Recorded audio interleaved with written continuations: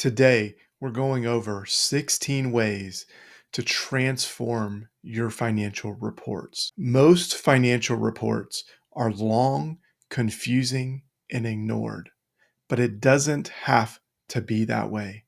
I'm Kurtis Hanni. I run a fractional CFO firm, BisonCFO, where we help businesses simplify their reports and drive better decisions. These ideas aren't theories, they're field tested. Using this experience, today we're going to walk through 14 different specific ways, but 4 strategies to make your financial reports more useful, actionable, and even maybe a little bit exciting. Stick around for the end, and we're going to talk about one of my favorite little tricks, and your team will thank you later for thinking of this. Imagine you're in a meeting, someone drops a 30-page report in front of you. By page 3, your brain has completely checked out. That is not reporting, that's corporate hell. The way to avoid this corporate hell is to shrink your reporting package. I've seen too many businesses fall in love with their reports, fall in love with all their details, all their data.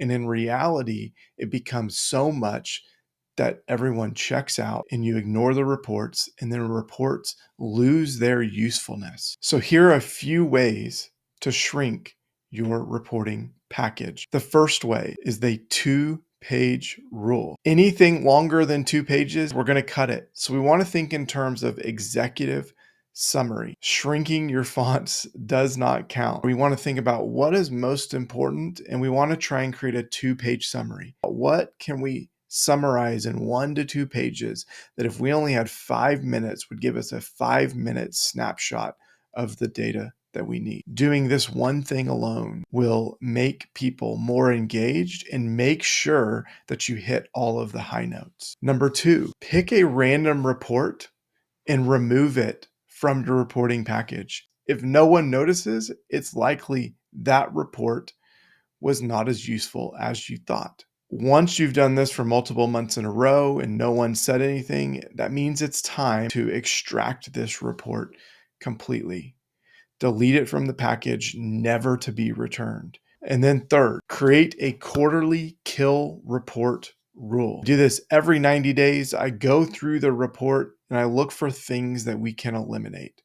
If we can't find something to eliminate, we're not thinking hard enough, because there's always something we can eliminate. Points of confusion, excess detail that's not needed. Pick one thing that you can remove, because I guarantee you between this quarter and last quarter, something has got added that you didn't necessarily need to add. The next strategy we want to use is we want to create a narrative. Most people don't connect with numbers. That's just the truth. If you love it, that's great. But the reality is most people's eyes are glazing over as they look at that report. But everyone, and I mean everyone, connects with a good story. Why? Because stories hit multiple senses within us. They help us feel things, they help us understand things, and most importantly, they help us remember things. So yes, even finances and financials need storytelling. So how do we create this narrative? There are a few strategies here that we can look through. First, plain English summaries. Create a summary section at the top of each report and put in 2 to 3 sentences max, and I mean max, what are the good, the bad, and the best things from that report. Don't just restate the number that you have. Tell us again the why behind the number. Create a summary of what's most important. Again, going back to this executive summary idea that we talked about before, do this on each report and it'll transform how people interact with the report. It'll get their eyes to the spots that need the attention. It will help them think big picture and not get drawn into details that don't matter. Next, create voice memo reports. When we do things and process things verbally, It often hits different than if we're just writing or typing something into a computer. By doing voice memos, it requires us to think about what the other person is hearing and communicate it in a concise and clear manner. I've found that as I verbally rehearse my reports before I deliver them to a client or to a CEO or to whatever stakeholder banker that potentially is, that I'm able to communicate that report so much more clearly than when I don't do those voice memos. It also forces us to think in terms of storytelling, think in terms of the themes that we see on the report so that we can draw attention to the places that we want to see it. We don't just want to reveal the report and sit and wait for questions. We want to reveal the report and help them understand and translate the report so that they can now use that report for their decision making.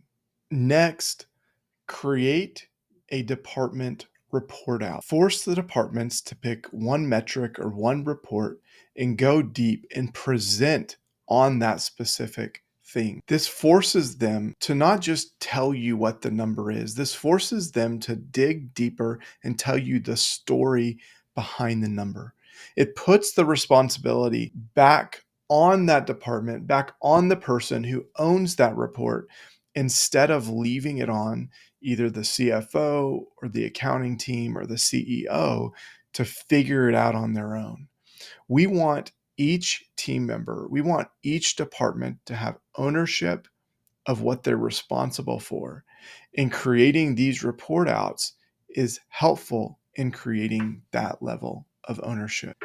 Last, we want to create a no numbers report. This may absolutely feel insane. This can go with the department reports a little bit. But the idea is, instead of a spreadsheet of data, instead of a spreadsheet of all the numbers, of all the ratios, of all the percentages, we create a report that is either storytelling focused or visualization focused. Oftentimes, I'll find that visualizations highlight things that I didn't catch when looking at numbers only. A good way to do this is to have a visualization of a high level number, whatever number it is, and then create visualizations beneath that that are drilling down to each level below that, that tells a story in a way that a whole screen or whole page of numbers often can't tell it. The next strategy that we want to use is we want to create action-oriented reports. The reality of it is awareness is great, but awareness of your numbers without action is pretty much useless. So we want to create action out of our review of the numbers. So how do we go about doing that? The first way we can do that is we can create next steps sections at the bottom of each report. So it's asking the question, what should we do next? Create 1 to 3 action items for each report. And then once you've gone through and you've labeled all of your action items and you get to the end of the meeting where we're going over our reports, ask, what are the top, say, 3 to 5 things that we need to take out of this? Not only do you have the 1 to 3 action items, but now you have what are our priorities coming out of this report. So we want to make sure all the things get done, but we definitely want to make sure those 3 to 5 most important things happen. The reality of it is too often we go look at things, but we aren't intentional about doing the next thing. So whether that action is researching deeper on a number, going and talking to someone outside of that room, or thinking through a specific issue, create that space to make sure that those action items happen. The next way we can create our reports that are action oriented is we ask the question, what would break first? This is a great kind of deep dive exercise when we're looking at a report and we see we have all of these numbers on the income statement saying in our systems, in our world, what would break first? And force yourself to go through the mental exercise of how, if that thing is breaking, how would you go address it? And then last, we want to do metric deep dives. So this is in the midst of the meeting with the whole group. This is different than the departmental reports. We want to pick one metric, and as a group with all departments, with all heads going towards the same direction, we want to try and solve or deep dive into that metric. This is often great because it provides a different perspective than you may have got in other decision-making processes, because you have different minds and different frame of references that can help figure out the why or the reasons behind a specific number. Think about this. If we find one problem per month that we deep dive on, that's 12 things, 12 problems we fixed within the business that made their way to the financial statement level. If we do that, that alone can be transformational to a business. The last one is we want to think of breaking the frame. When we look at the same reports every single month, it's easy to get caught up in just flipping from report to report without actually getting into the weeds, getting into the details. Hopefully these other strategies have helped you get around that and implement things that can help you avoid that. But here's a few other ways that we can think about intentionally breaking the frame, the normal frame that we set up. First, remove the dollar sign and switch to percentage-based reporting. Often reports will have percentages on them, but you still have the noise of the dollar. It's easy to get sucked down of being really deep in revenue or COGS or whatever else, but instead switch everything to percentages. This may look different for different types of reports, so get creative and think about what this could look like, but this will force you to think about the relationships between the numbers on different reports and on individual reports. Next, hide the revenue line. It's so easy to fixate on revenue and what's happening there, but go down below. Focus on all of the COGS and even more specifically, the overhead. And once that revenue line is gone, what sticks out in a way that it couldn't have before? Next, reverse budget. Think about what your ideal profit is. Is that a 15% profit margin? Is it a 10% profit margin? Is that a specific dollar amount? And then once you think about your specific profit that you want, work backwards into the variables that get you to the revenue that you need. So often we just assume that what we see on the face of this report is how it always has to be, and that doesn't have to be the case. By reverse budgeting, we force ourselves to rethink the assumptions that we previously had. And then last, play a game called Guess the Outcome. Get teams to guess metrics before revealing them. Give either no information or a little bit of information and see if they can guess where they think it is.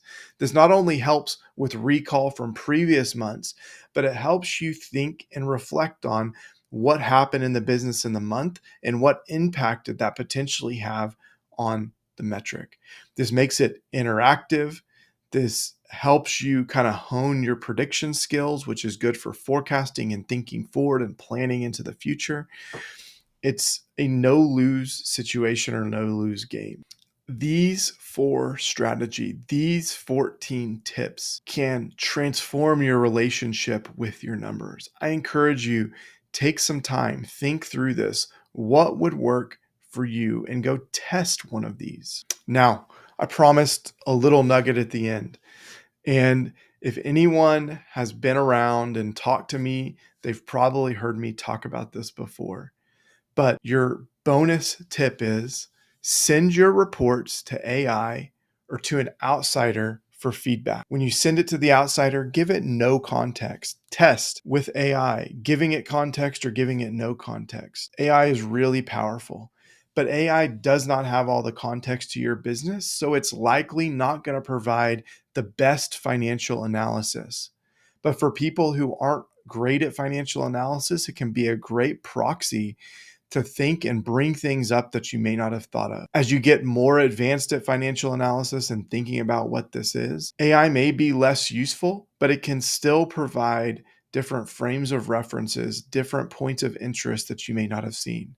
I've been a CFO for 15 plus years, and we plug financials and plug data into AI all the time, and we still get things out. They're like, oh, that's a great insight that we wish we would have seen or highlighted. Once you've done that analysis, help it dig into it with you. Ask it, what are the inputs? What are the things that impact this? What are some actionable solutions?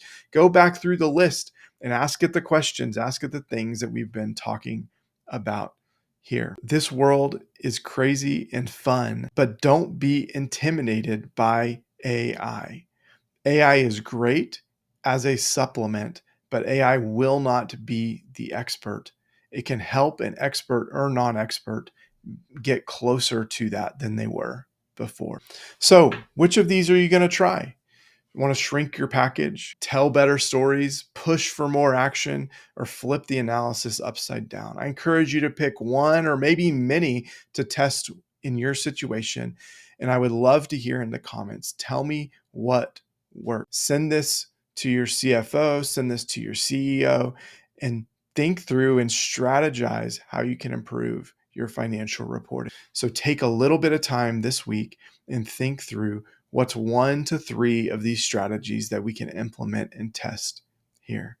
Thank you for joining me today, and I hope you'll stick around and subscribe. Until next time, keep cash flowing it.